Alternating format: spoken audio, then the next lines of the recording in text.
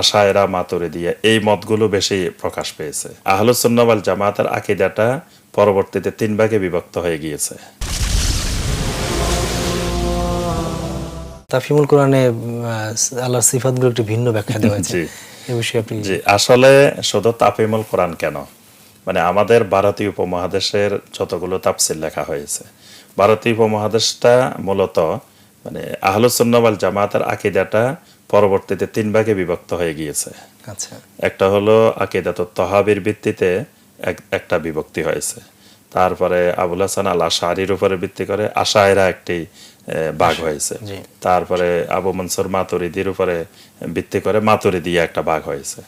তো আমাদের এই অঞ্চলে আপনার আশায়েরা, মাতুরিদিয়া এই মতগুলো বেশি প্রকাশ পেয়েছে। আচ্ছা। আর বিশেষ করে আরব দেশে ওই অঞ্চলে আপনার তাহাবিরটা। তাহাবিরটাই বেশি প্রসার লাভ করেছে। আর এই 3টি মতের মধ্যে তাহাবিরটাই হলো আমাদের হানাফি মাযহাবের সবচেয়ে অনুকূলে, অথেন্টিক। অথেন্টিক। এবং আবু হানিফা রাহমাতুল্লাহ আলাইহি, আবু ইউসুফ রাহমাতুল্লাহ আলাইহি, মুহাম্মদ রাহমাতুল্লাহ আলাইহি তাদের আকীদাটাই আকীদাতুত তাহাবির মধ্যে এসেছে এবং ওইটার মধ্যে আল্লাহর সিফাতের কোনো ব্যাখ্যা করা হয়নি।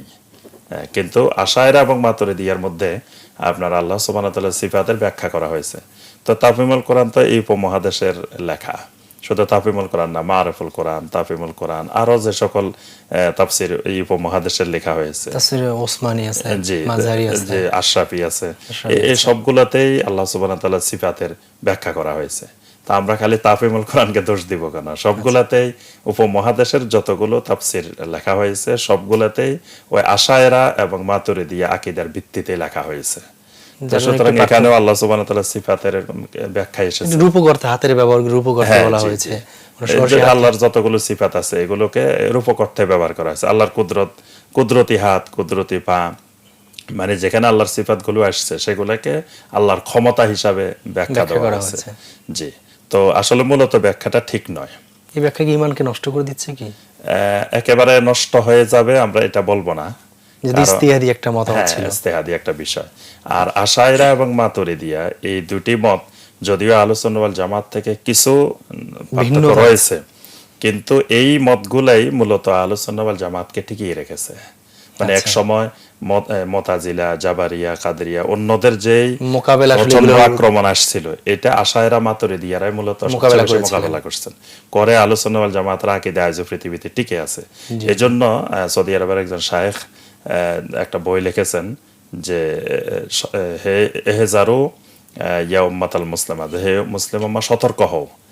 তো উনি এখানে লিখেছেন যে আশায়েরা, মাতুরিদিয়া তাদেরকে আমরা আহলুস সুন্নাহ ওয়াল জামাতের অন্তর্ভুক্ত হিসাবে ধরে নিব, তাদেরকে আহলুস সুন্নাহ ওয়াল জামাত থেকে বের করব না।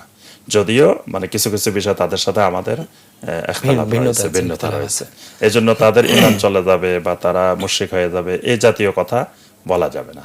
তবে আমরা বলবো এই 3টি মতের মধ্যে বিশুদ্ধ হলো তাহাবিয়ার আকীদাতুত তাহাবির যে আকীদাটা, এটাই বিশুদ্ধ আকীদা। বাংলা কিতাব পাওয়া যাচ্ছে, কেউ পড়ে নিতে পারে, আসলে বাংলা অনুবাদে হয়েছে। জি।